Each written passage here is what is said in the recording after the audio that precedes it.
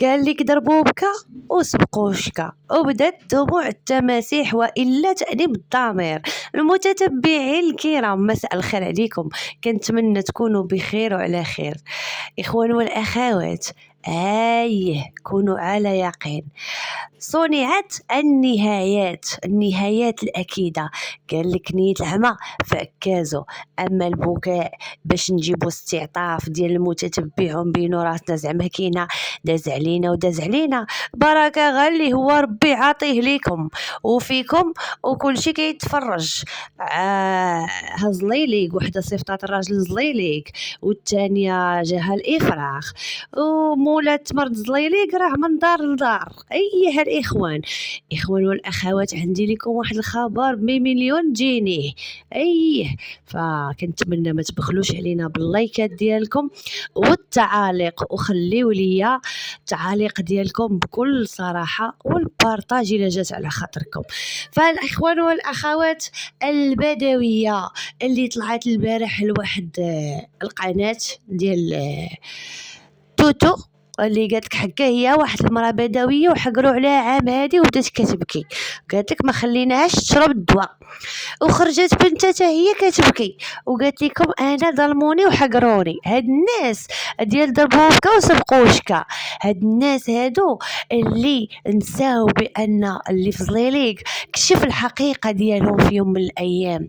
ناديه اللي غادا تقول بعض الامور اللي خطيره، وانا غنحكيها لكم، وانا كنحكي وما تنساونيش من اللايكات ديالكم. ناديه اللي فعلا كيتاكد لنا واحد الخبر اللي هو صادم الاخوان والاخوات. هاد السيده اللي تمارس عليها الضغوطات النفسيه وبزاف ديال الحوايج اللي اثروا عليها واثروا على البيبي ديالها.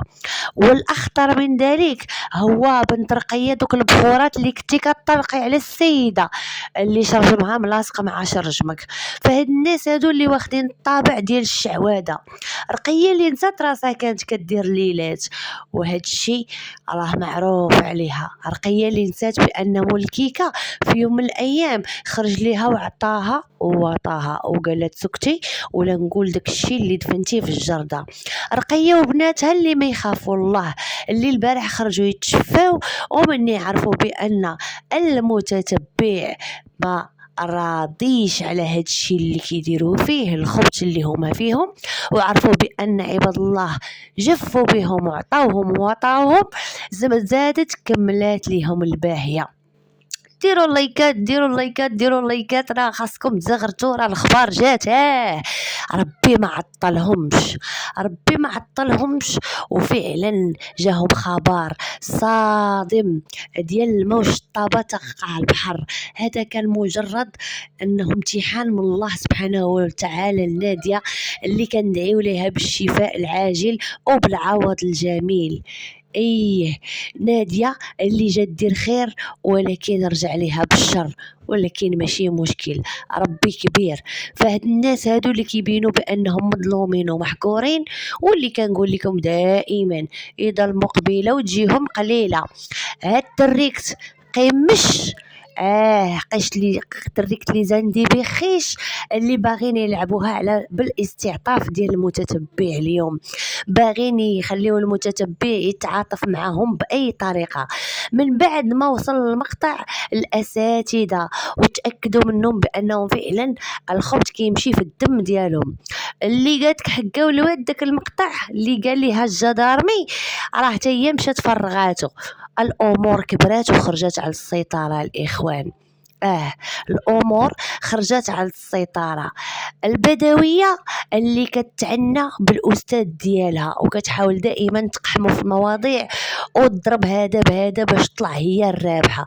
هاد المره طحتي في شر اعمالك البدويه. ربي ما عطلهمش. غتقولوا علاش؟ لانه وصلهم الخبر الاكيد، الخبر ديال انهم مخنونه اللي تعنات بالراجل اللي خلاته يتسخط مع عمو، واللي قاطعته مع العائله ديالو وخرجاته بالعلالي والخيلتالي يكلاشي ختو. للاسف شحيمه اللي قدت غيمه حتى هو زاد طين بله. فهنا خاصة نكونوا عارفين على دراية بأن هاد العائلة هادو عمرهم ما غيتبدلوا، وعمرهم غيقدموا لنا شي محتوى اللي هو في المستوى، وعمرهم غيكونوا عائلة اللي قدوة لباقي الأسر المغربية اللي كتشرف، لأنهم كيديروها ويبداو يقولوا بأنه حكا مظلومين ومحكورين. المرة اللي فاتت من ناض عليهم الرأي العام قالت لك بأنه دارت غلطة والعود بربعة رجلين وكيزلق، ولكن كنشوفوهم بأنهم متمادين أكثر وأكثر، خصوصا من بعد ما كانوا كينتظروا فقط الحكم في الجلسة اللي كانت عندهم في هاد اليومين. فهنا كشروا على أنيابهم كيف ما كيقولوا. قال لك واحد المثل: إذا رأيت أسنان الليث بارزة فلا تظنه مبتسم. وهذه هي البدوية وبناتها، هادو هما اللي كيقول لك مظلومين ومحقورين.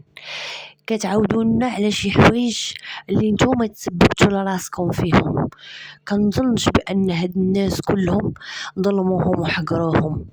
البدويه اللي كتقول لك حكا راه عندي دابا 18 شكايه، باش تعرفوا التناقض ديال الكلام ديالها الكذابه الشلهبيه. مني طلعت عند الناطق الرسمي السكيريه مقرعه قالت له انا عندي غير 4 شكايات، ومني طلعت عند تحفه قالت انا عندي 18 شكايه دابا.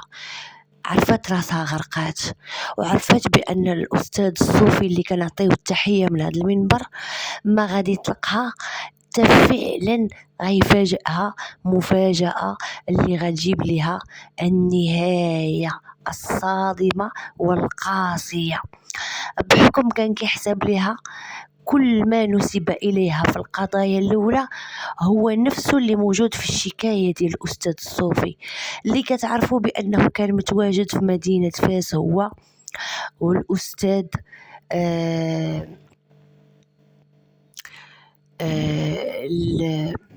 سعدون العتادر. فخارجة كتبغي تبين بأن حكروا عليها هاد الناس هادو، وكتبغي دائما تضرب عصفورين بحجرة. كتحاول أنها تخلي تحفة تحرضوا عليهم باش تعرفوا هاد الإنسانة هادي اللي فعلا مازال كيخصها تكون هناك عقوبة اللي تردعها وتوقفها عند حدها. فالإخوان والأخوات، عندكم واحد الأخبار اللي هي غدا إن شاء الله غتشوفوا استعدادات مخنونة اللي خرجت كتبكي وتخنن علينا بحال امها، هو أنه غادا تخرج من داك المحل وغتخويه بز منها وبالقانون وبالهلا يطريه ليها، لأن حتى داك الولد كيحسبوه هما يا ما بقاش ليه الوجود ديالو اللي كان مفيضين الكبد عليه لا بالكين على الشيطان. ولكن كنشوفوا بانه كنظن رمضان قريب يسالي، ولا نعل الشيطان ولا دق باب امه ولا طلع عليها ملي كانت مريضه ولا مشى حن فيها ولا حتى شي حاجه. واللي زاد كمل هو الظرف اللي كتعيش اختو ناديه اليوم، وكاع خوتها والعائله مجموعين ودايرين بها، حتى بن عدوزتها اللي كترضي عليها واقفه لاحظه راسها وما فارقاتهاش، الا خويها اللي عطاتو مليون باش يتزوج المخنه ويجيبها ليهم تحرك عليهم تماكينه وتدردك عليهم، وجه فراس النهر اللي وراتهم اللي عمرهم ما كانوا كيحلموا به. هذا هو الجزاء. قال لك الضرب آخرة المعروف الضرب بالكفوف. هادو هما الدريكة البعراوية، ما فيهم خير، ما كتمر فيهم حتى شي حاجة ديال المعروف، وما كيعرفوا أيام مباركة ولا المرض ولا الموت ولا حتى شي حاجة. إخوان والأخوات، ما غاديش نطول عليكم في هذا الفيديو، كنتمنى تخليو لي الرأي ديالكم، لأنه فعلا تسريبات صادمة. هو هاد الناس مارسوا بعض الأمور اللي تسببت نادية في وفاة الجنين ديالها، وتما هذاك الشيء علاش كانوا كيطلقوا الإشاعة ديال والله ما حاملة، والله ما كانت حاملة، والله كتكذب. فكنظن بأن الإنسان إلا بغى يكذب ما يكذبش في شي حاجة بحال هكا. بصح في السوشيال ميديا ضاعت الحقيقة ما بين الكذوب والتمثيل والتشلهيب والنصب والاحتيال، ولكن كل واحد كنعرفو المحتوى ديالو وكنعرفو أسلوب والطريقة باش كيخدم. حتى لهنا وغنبغي نقول لكم فيديو ديالنا سالا، إلى الفيديو القادم إن شاء الله، والمستجدات الحصرية اللي من ضمنها استدعاء البدوية من أجل التحقيق للشكاية اللي تقدم بها الأستاذ الصوفي، اللي غتقسم ليها الظهر ديالها ومخليها معارفة راسها من رجليها. أيها الإخوان، بسلام عليكم، إلى الفيديو القادم إن شاء الله.